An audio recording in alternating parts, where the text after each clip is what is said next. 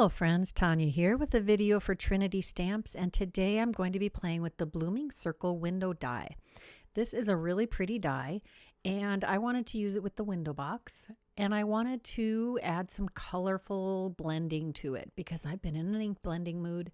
We're going to use Mowed Lawn, Mustard Seed, and Carved Pumpkin, and I have a piece of cardstock here that's cut to 7 by 6.5 inches because I'm going to use the pillow box die to cut this out, and that's the size you need to make it big enough for the entire die.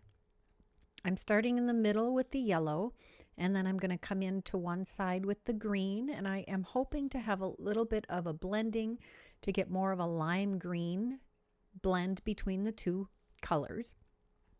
Just going to try to work those blends together, and then we'll come in from the other side with the carved pumpkin, again trying to blend those together. If your ink pads are really juicy, well re-inked, I think those are the words I'm looking for, this goes a lot faster. Next, I'm going to take some pearlized water, which is water with some pearl colored perfect pearls in it. Spray it onto the extra ink on my work surface and do some ink smushing with that. I like the texture and the variation that creates in that blended background. Next, I smushed the orange ink pad onto my work surface and added a little water, and I'm doing some spattering on this. That's a whole lot of water on a simple 80-pound weight cardstock, but we'll make it work. This is the Blooming Circle window die. It has two pieces. One cuts out just a window, and the other makes this die cut an individual image piece. I've taken some Inca Gold Tonic Mirror cardstock, and I have die cut both of these dies together to create this beautiful floral circle. I am going to add that to our window box, and I need a piece of vellum to create the wall of the box once that's die cut. So we're going to die cut the pillow box from this ink blended piece of cardstock, and then we're going to add the larger piece of the window from the Blooming Circles dies and cut that out. I should have done all of my creasing on the score lines before I die cut that because it's a little tricky with that very narrow margin from that window.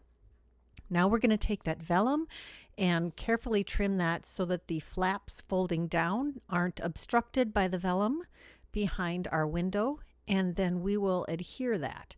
Now I could have gotten that a little tighter, but it is a really narrow margin. This barely fits in our pillow box, but it does work out. When you use the vellum to back it, it is perfectly sturdy. I'll just use some liquid glue. You could use some double-sided tape for this, or tape runner, whatever floats your boat there. I just really like the liquid glue. It has a nice strong hold. So we'll add that behind our window, and I do put a heavyweight block on this just to help that adhere very well before I move on to the next step. Now I'm trying to fold that crease over and have it stay the way it is intended. And that is a little tough, but I do make it work. Here you can see how that die cut Blooming Circle fits perfectly in the window we've created. Now I could have die cut the blooming part without the outer circle, but I wanted this to be all that foil color. If I had done it with just the cardstock, I could have layered the foil over the top of it, and I'm only thinking of that now, of course. Now I'm going to crease the flaps for the ends. You want to do this before you assemble it because they're on a curve, so it's not something that you're going to use a bone folder on. You're just going to finger crease that to make sure that they are trained and will work out well once you adhere this all together. Now you can again use double-sided tape or liquid glue, either one, or you can use a combination of the two. You just want a really strong adhesive to adhere that flap to close the sides of the box. I do also use either some clips or a heavyweight block to add some extra pressure at that seam just at the corners, because they do tend to want to gap if you don't let that adhesive set really well. And I should have put my decor on the other side of the flap. However, this is what we've got. Learn from from my mistakes. Now I've taken the leftover window fallout piece and I have cut another piece of the mirror card. Now I'm going to use the Bloom and Grow stamp set, and I created that main image to go on a tag. I also wanted a couple of sentiments, and there's some great ones in this Bloom and Grow stamp set. We're not going to use that adorable gnome. We're just going to use the sentiments. I've stamped them in clear embossing ink on some white cardstock, and I'm heat embossing them with some gold embossing powder. Now you do want to be careful when you're using these fine script sentiments that you don't squish too hard down on your stamp or you will distort your letters. A nice gentle hand is the best. I'm going to take the coordinating dies and die cut those, which is just perfect. I love these coordinating dies, and we'll add the Just For You to our pillow box. I am going to flatten this back out and put our heavyweight block back on top of that so it adheres nicely. The mirror cardstock isn't porous, so it takes a little extra time. Next, we're going to pull out the Slimline Tags dies, and we're going to find one that fits that image pretty well, and I'll die cut that from some heavyweight white cardstock. We'll add a little bit of extra pizzazz to our tag by adding this little ring protector, hole protector, also cut from the mirror cardstock, and we'll adhere that to the top of our tag. And I have to be extra careful that I don't get that off center. Just using my tweezers to help get that exactly where I want it. We're going to add a little coaster blank to the back of our main image and adhere that to the front of the tag. And then all we have left is the sentiment.